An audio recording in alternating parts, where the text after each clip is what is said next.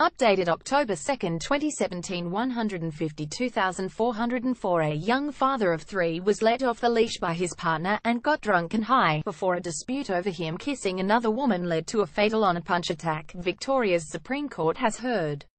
Richard Andrew Vincek, from the Geelong suburb of Herne Hill, has pleaded guilty to the manslaughter of 22-year-old Jaden Walker after leaving Cherry Bar in a CDC lane in Melbourne's CBD in May.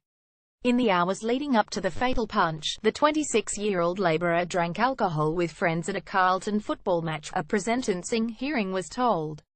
Defence lawyer Robert Richter QC said Vincek had been let off the leash by his partner and took speed and cocaine.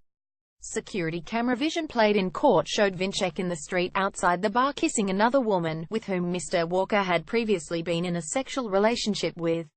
Mr. Richter said Mr. Walker clearly got upset, the situation became hostile and Vincek tried unsuccessfully to shake his hand. "This is very upsetting to Richard Vincek because all he wants to do is shake hands," Mr. Richter told the court. The men did eventually shake hands in an aggressive manner before Vincek punched Mr. Walker in the left cheek, causing him to fall back and hit his head on the ground. He died in hospital several days later after suffering a fractured skull and bleeding on the brain. Mr. Richter denied it was an example of what is known as a coward's punch, saying it was not a heavy blow and the victim's fall was made worse by the fact he was also drunk. If Jaden had not had that level of alcohol content, he would not have fallen or he would have protected his fall, Mr. Richter said. He urged Judge Peter Reardon to show mercy on his client when he is sentenced, saying it was not the most serious example of manslaughter and the penalty should be in the range of 3 to 4 years jail.